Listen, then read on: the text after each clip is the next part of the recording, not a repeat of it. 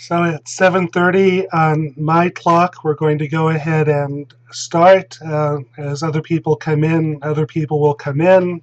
It's good to see you, Barry. It's good to see all of you people who are watching the podcast on YouTube.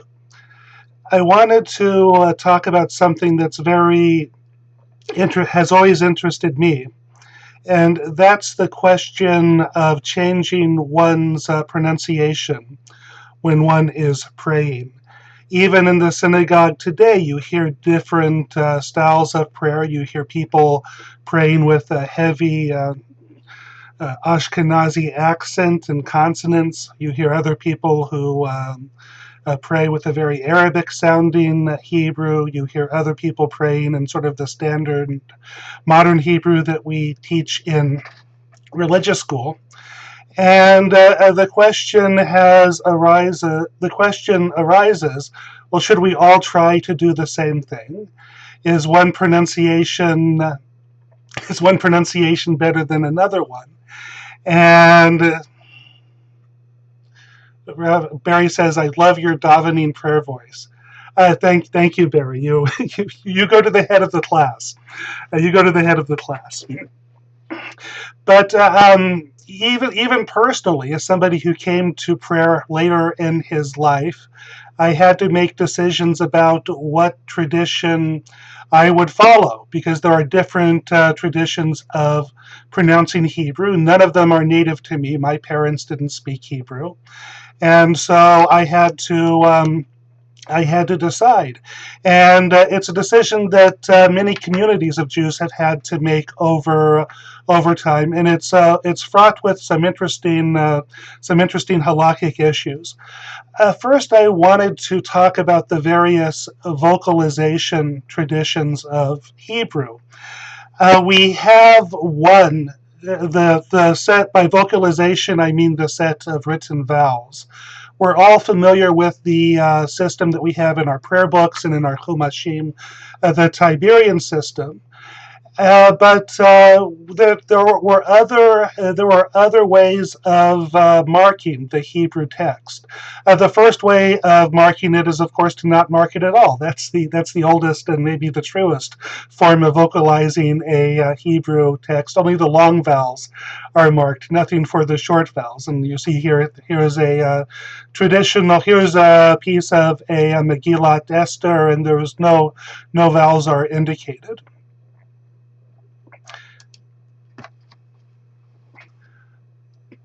But this is a system of marking that you might not be familiar with. This is the Babylonian pointing, also called the supra linear pointing, because all of the marks are over the vowels. This precedes our Tiberian system. It's no longer in use in most communities, but you still see some documents in the Yemenite community printed in this, and many people think that the Yemenite pronunciation, the way they speak Hebrew, is more suited to this form of pointing than another form.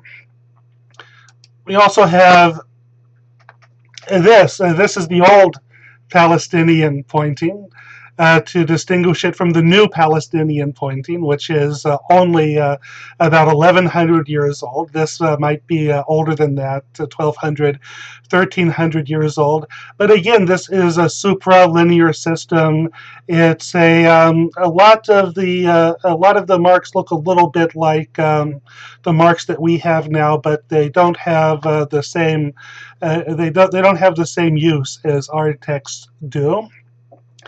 And finally, we have the new Palestinian pointing system, the Tiberian system, and this one, with most of the marks, the sublinear system, they're below the text, and this becomes the normative system for writing Hebrew with vocalization, with the vowels. I bring this up because whenever you talk about different pronunciations, there's always a temptation to try to answer the question, well, which pronunciation is more accurate? That's to say that is one pronunciation better than another? And the answer to the question is that in all of the ages of Hebrew, there seems to be some diversity as to how people speak the language. And there was once diversity even on how people vocalized the language on paper. These systems are not equivalent systems. They don't map easily one into the other. And therefore, we should be aware that anytime you're taking the language as a snapshot, you're only looking at one pronunciation in one time.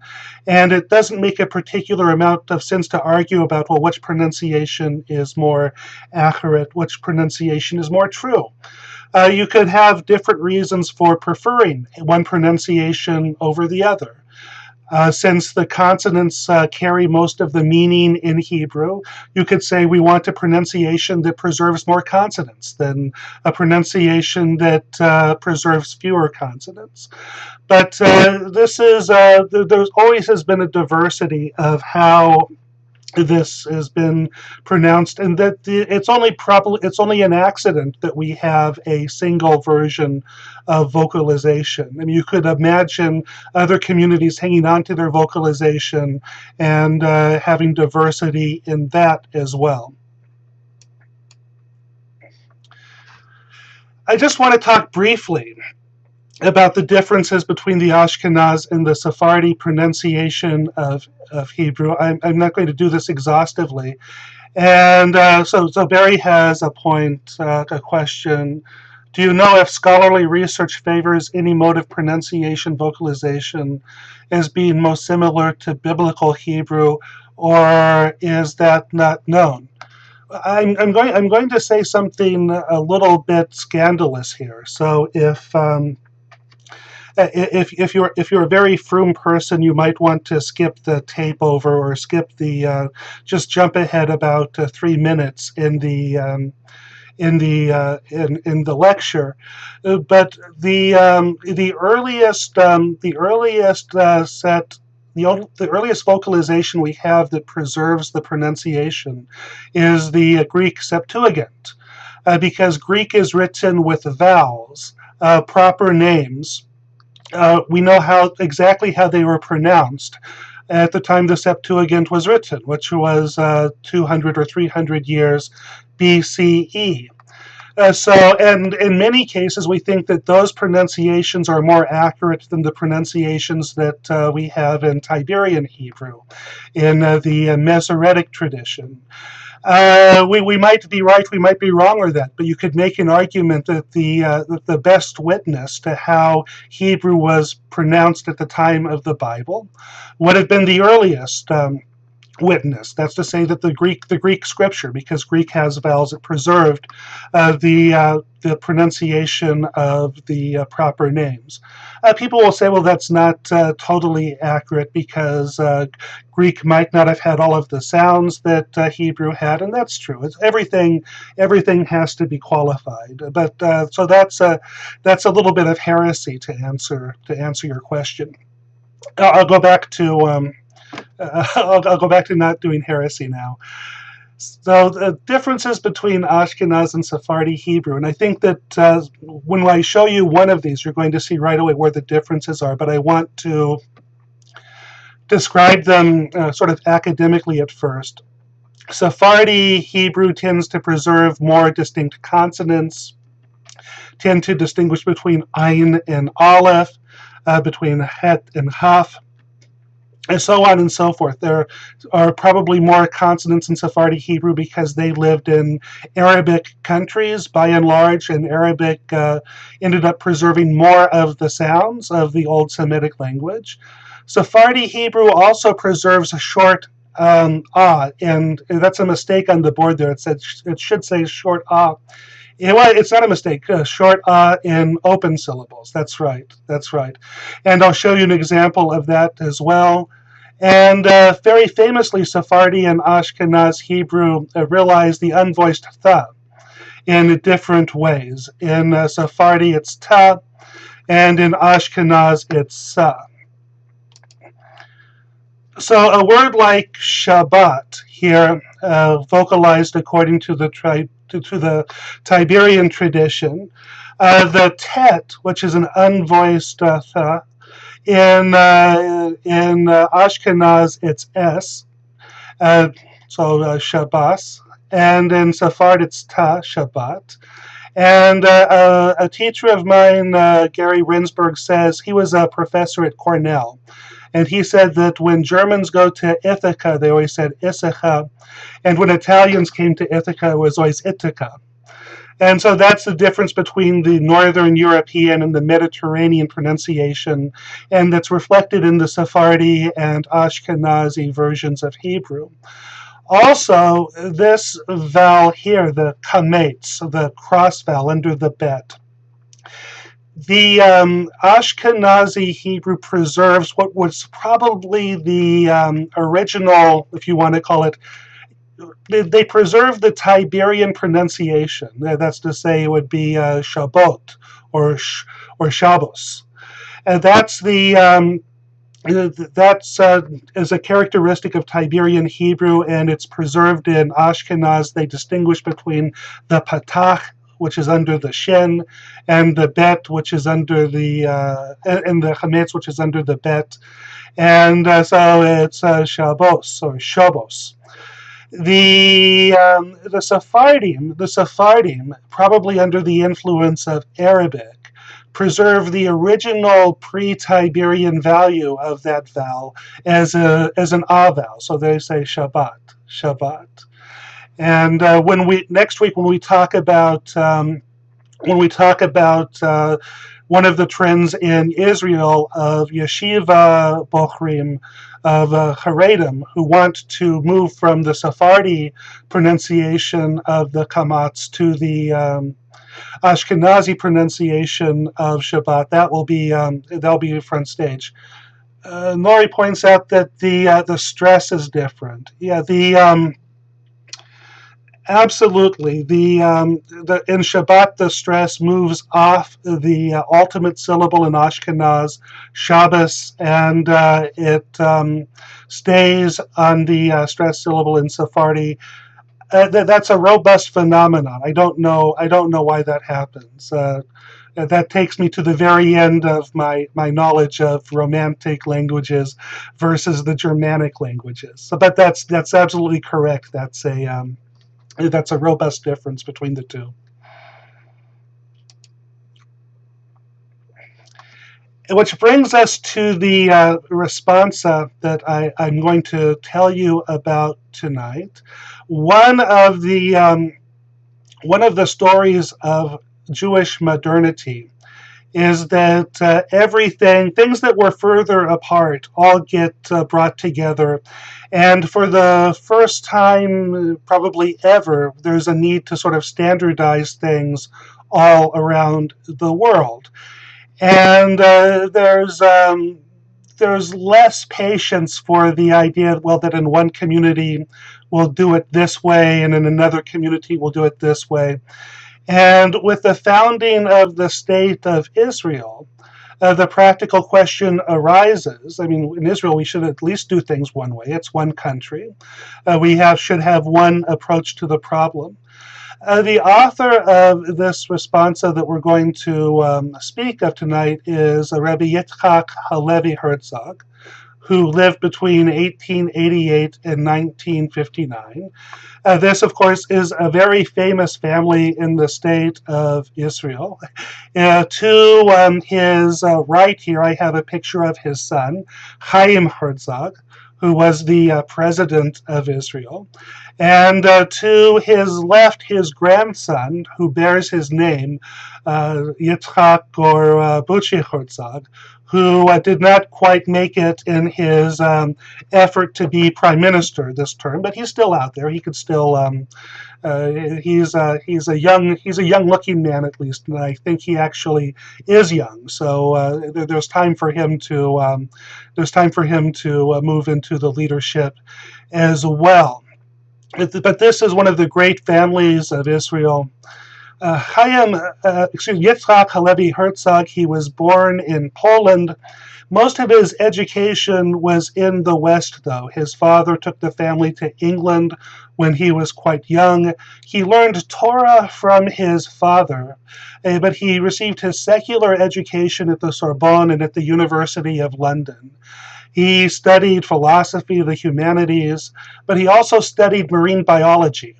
And in fact, his doctorate was his thesis on Hebrew, and I don't know if I can say the word in English, porphyrology, which means the study of purple.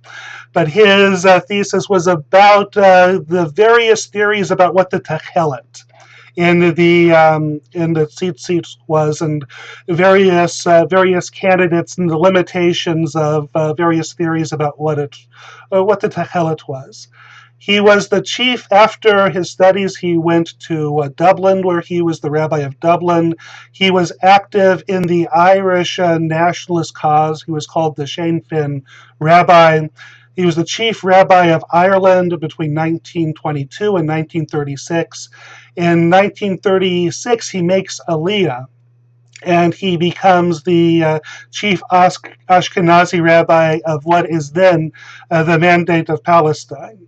And he replaces Rav Kook, and of course in 1948 he becomes the first chief Ashkenazi rabbi of what is the State of Israel.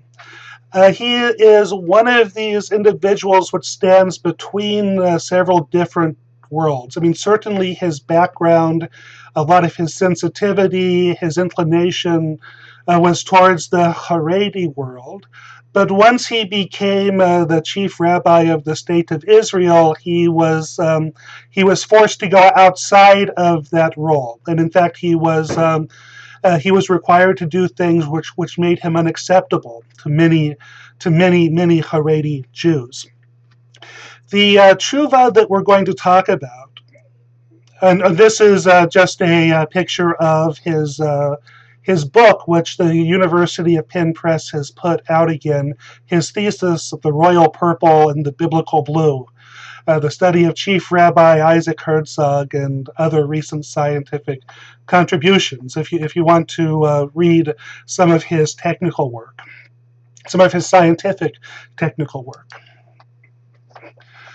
The response that we're going to look at was the Sheila. The question was put to him by Rabbi Louis Yitzhak Rabinowitz, who was the chief rabbi of South Africa.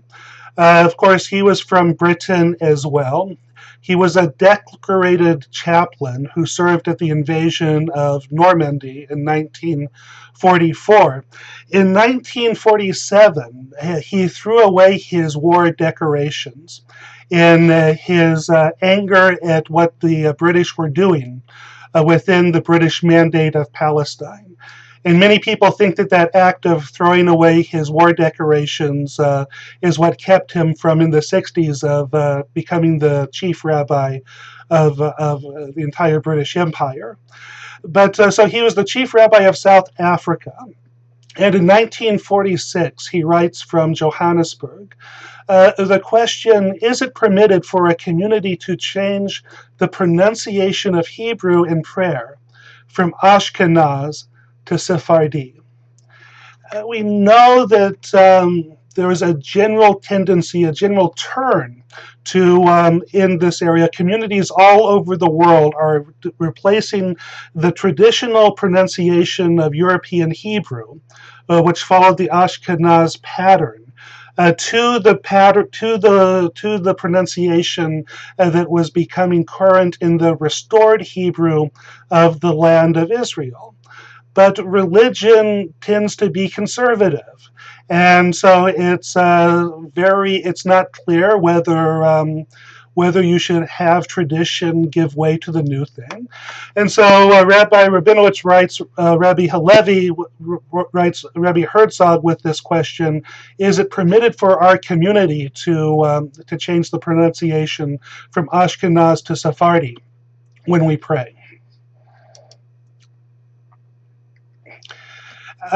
When Rabbi Herzog who I think was related in some way to Rabbi Rabinowitz, he answers his tshuva first very tellingly congratulating Rabbi Rabinowitz on resisting the incursions of the Reform community in Johannesburg. And then Rebbe Herzog has to say, well, my predecessor answered this question for the state of Israel. And so his predecessor was this guy, Rabbi Kook. And this is how he answered it. He said, you can't do it. And he gave two reasons for this. One sort of retail and the other one wholesale. The retail answer, the specific detail that he looked at, is that for something like the Shema, we actually have a requirement that it be pronounced correctly. That is to say, careful with the pronunciation so that we say the words exactly the way that the tradition wants us to say them. This is a very interesting example because you can say the Shema in English if you want to. But if you say it in Hebrew, you have this additional strictness that you have to be careful to say it as precisely as possible. Rabbi Kook says that changing the pronunciation is a form of making a mistake in your Shema. And there are some authorities, Rabbi Kook points out, the Chinuch says, that if you say it wrong, you don't fulfill your obligation. So for something like language, we want to be very conservative in our approach, and that for synagogue language, you don't want to make changes.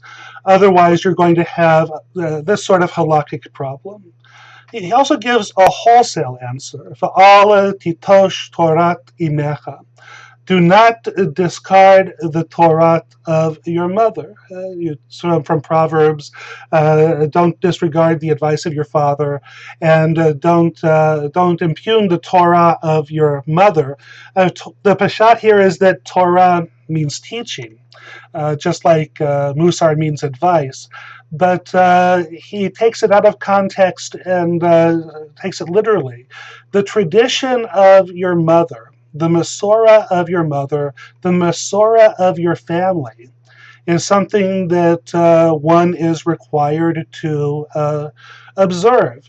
If you find yourself without a tradition, then you might have some flexibility. But if you have a tradition, part of being a good Jew is to continue to carry it out. And if there's and we just know that as Jews, the fact that we have always done something the same way is a pretty good argument. We don't lightly discard any tradition. Ari asks a question, who would make the decision to make everything the same worldwide? That's a good question. No one would, because we don't have a pope. That's the magic of being Jewish.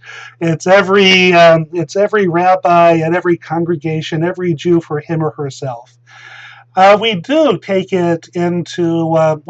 these things in regard, though, as I've taught in other occasions.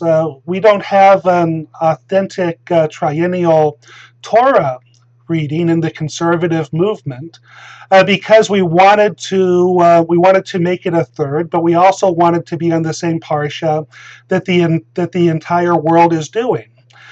We didn't. That wasn't a halacha that we looked up. That we could have done it the other way, but we had an instinct that we wanted to be on the same page with everyone else, and that's a decent instinct to have, because statistically there are, of course, 0 Jews in the world. So we want to stay together as much as possible. And so Herzog starts off by saying, this question has already been answered by my predecessor, and these are the 2 reasons that he gave. But I'm going to examine these answers that he gave, and I'm going to do it in reverse order. The first thing Rabbi Herzog is going to look at is the injunction for Al titosh Torat Imecha. Don't discard the teaching of your mother. Don't be careless with the Masorah, with the tradition of the people who have gone before you. And he says we have to consider that there have been very dramatic changes in the way that Jews have prayed in history. And he starts with the example of Hasidism in Europe. And that in the years following the spread of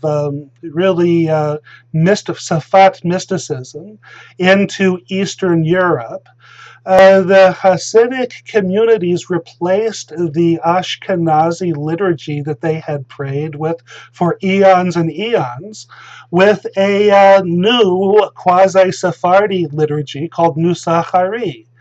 And the people who did this, Rebbe Herzog points out, I mean, these were some of the greatest halakhic authorities of the time. The Baal Tanya was a great halakhic authority.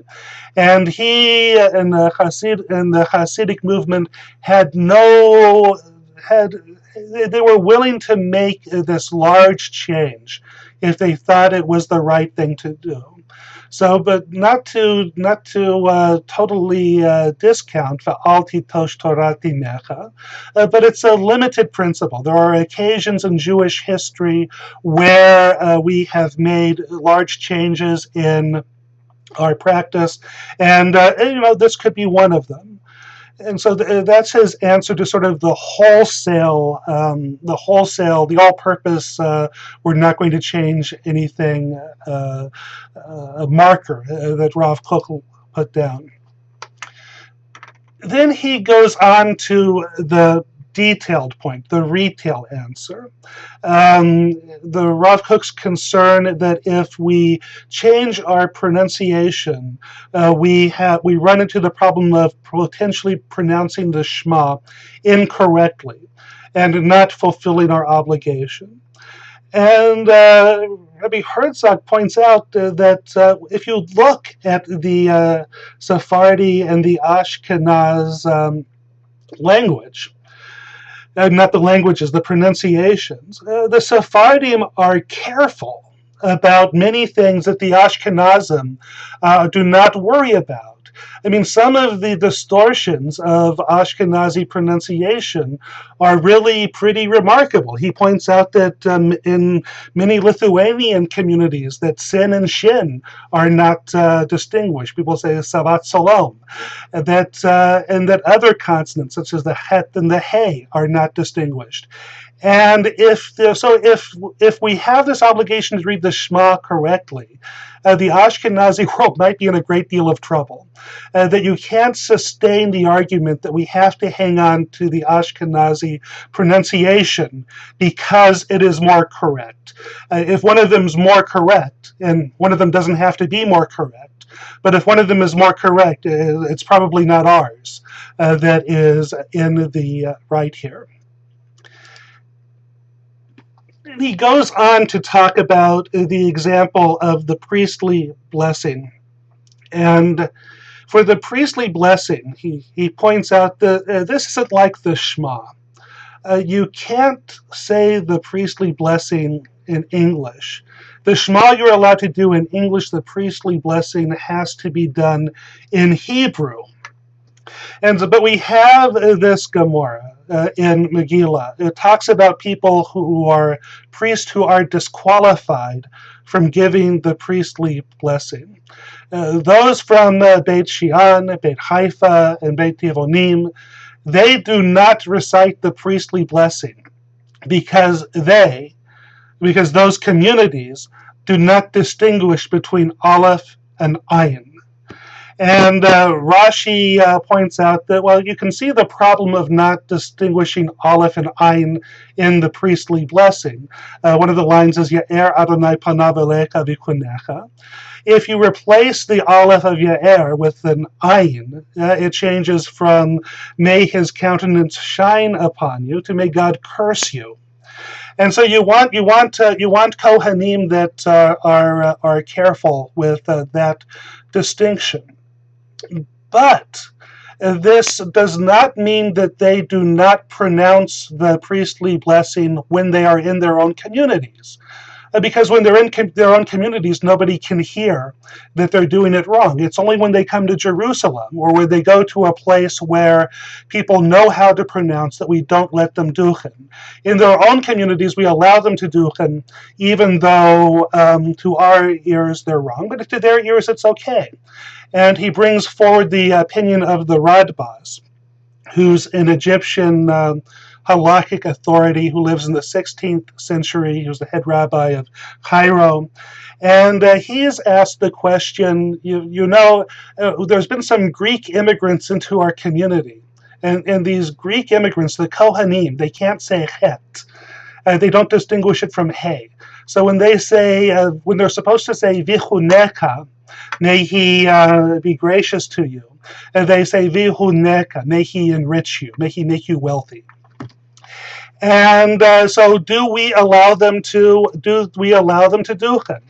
And the Radbaz says that until they can learn to pronounce the language correctly for our community, they are not allowed to duchen, because we will hear their mistake. But when they're back in Greece, where nobody can hear that they're missing this consonant, then it doesn't matter. They're allowed to duchen there. They're not allowed to duchen here until we can teach them to say the consonants correctly. And so this means that that the pronunciation of Hebrew, there's a relative component to it. What is correct in one place might not be correct in another place. And therefore we don't have the grounds to say, as Rabbi Kook said, that there is one correct pronunciation and that pronunciation is correct for every place. We really have to decide on a case-by-case basis what the standards are and what people should be reciting. So he finishes his shuvah. So it's okay to change our pronunciation, right? Not so fast. Not so fast. Even though Rabbi Herzog has made it clear that it's possible to change one's pronunciation in some places, there are places where it would be a bad idea to do it. And he refers then back to how he opened the letter with congratulating Rabbi Rabinowitz about his efforts in resisting the Reform movement, which had come to Johannesburg in 1935 and was apparently making inroads. And Rabbi Herzog says it was the Reform Jews that were the very first in Europe to change their pronunciation to Sephardi. And he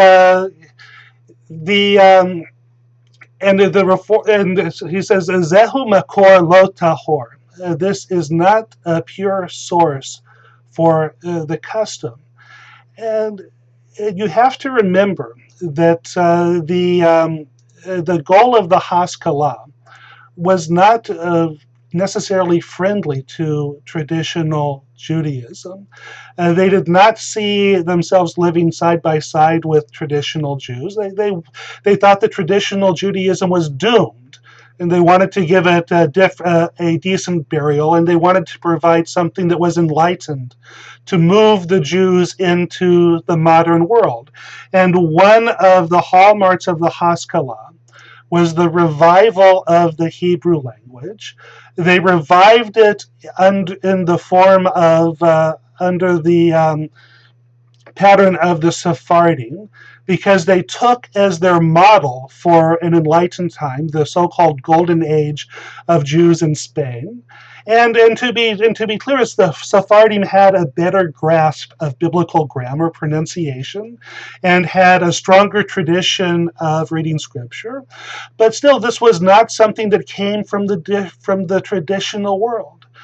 And Herzog goes on, and Uma haita kavanatam, and what's their intention?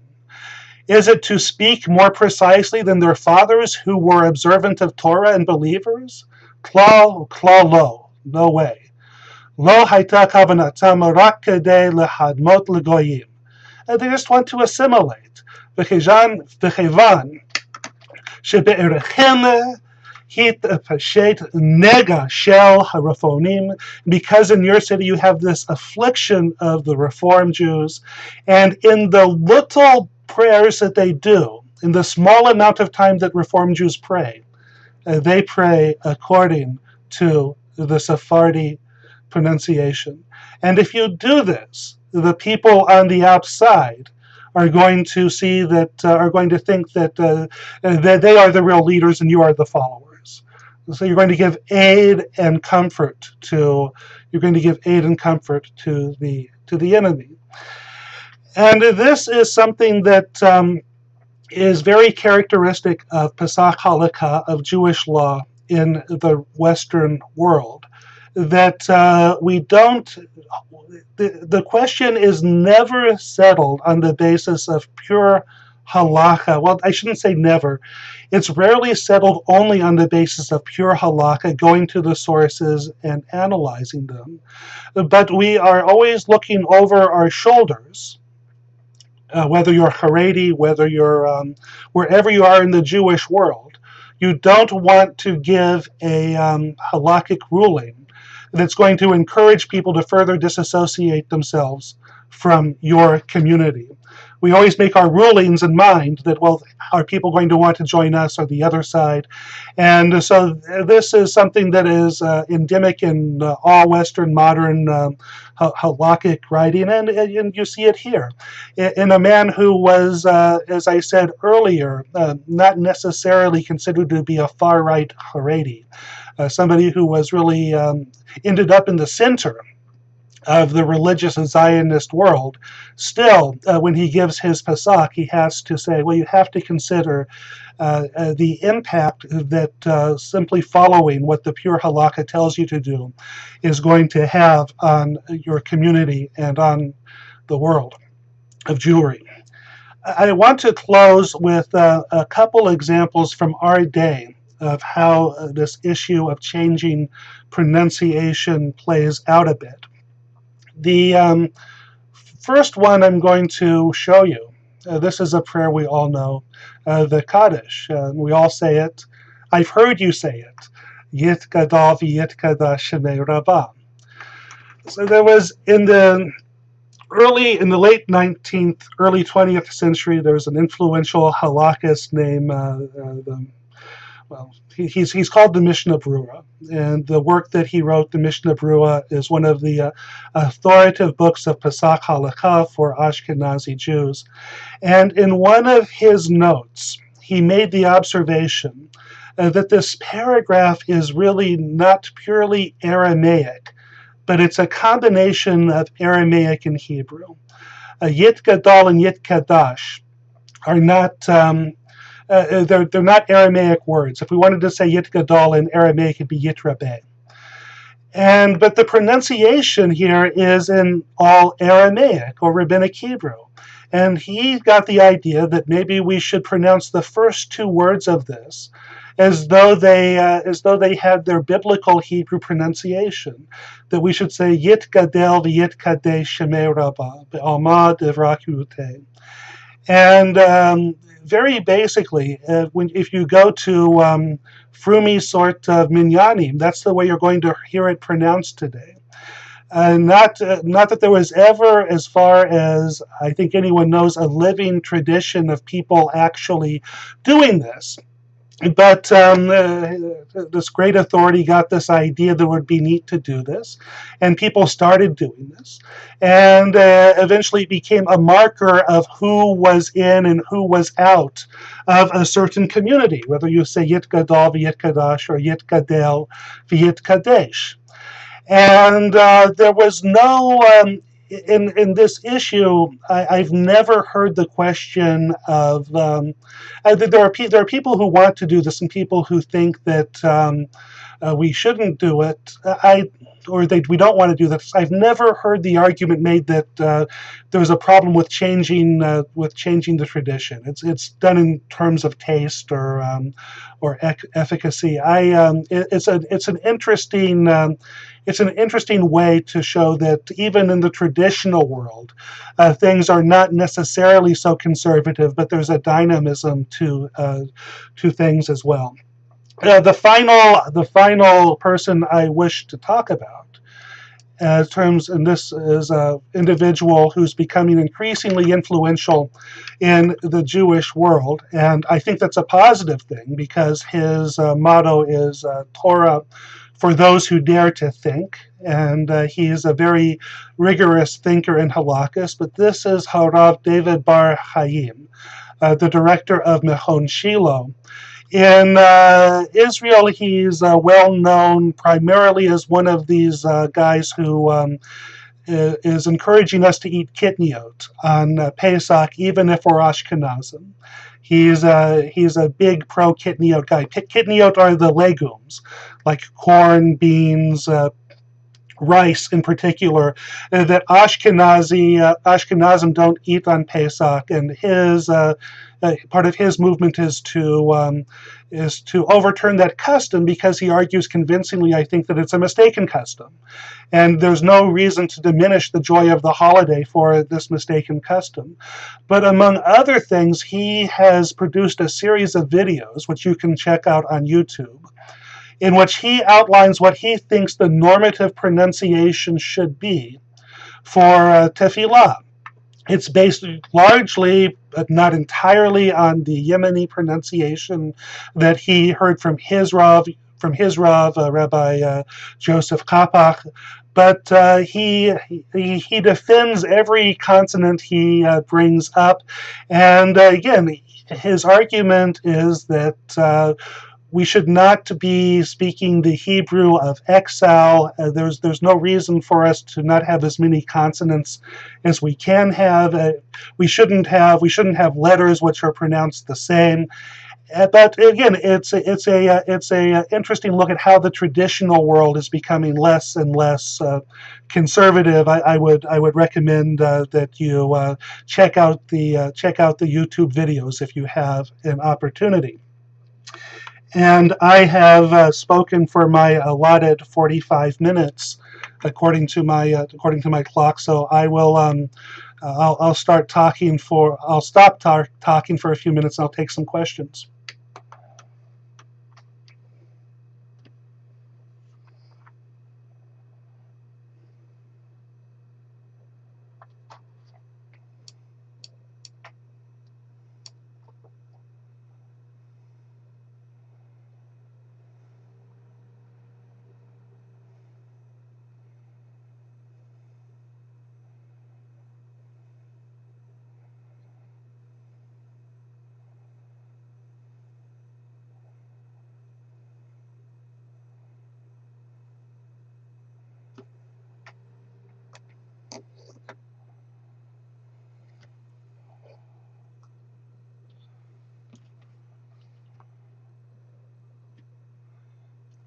So Barry asks, is the Ayin and Aleph pronounced only by Yemeni and Sephardim in general? Yeah, the Ashkenazi tend to pronounce both of them just as a glottal stop, whereas the Ayin is, as one of my teachers described it, the sound of incipient retching, which have to do with Nori, no questions. Okay, I will. I'm happy to see you guys this evening, and next week we're going to examine, in part 2 of this, we're going to look at the phenomena of the other way of Haredi Yeshiva Bochrim who want to change their pronunciation from Sephardi Israeli to Ashkenazi, and the response that Rav Shlomo Goren had to that in one of his many volumes of Tshuvot. I hope that everyone enjoys the wonderful Bangor summer. Laila Tov.